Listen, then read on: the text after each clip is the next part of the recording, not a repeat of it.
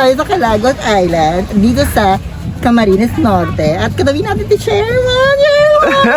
Ang ganda ng nature nyo. Pakikwento nga kung ano yung history nitong Calagos Island. Bakit siya na Calagos Island? At anong mga atake natin dito mamaya? Ano po, ang Calagos is hindi talaga siyang panangalan ito ang Calagos. Kasi Calagos is Calagos Group of Islands.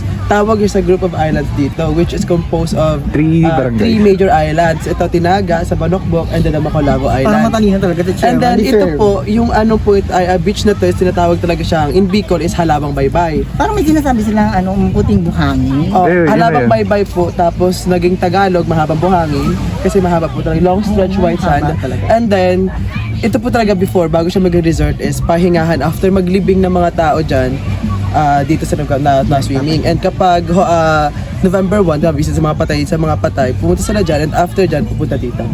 So yun yung ganap nito, hindi siya pang tourist, talagang after ng patay dito.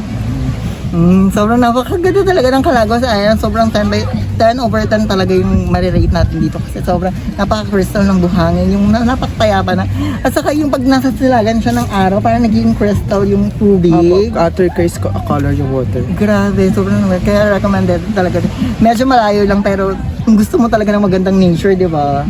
Pupuntahan mo talaga. Thank you so much, Sherman! you po. Nice to meet you. Nice to meet you po. Bye-bye, kuya. Thank you.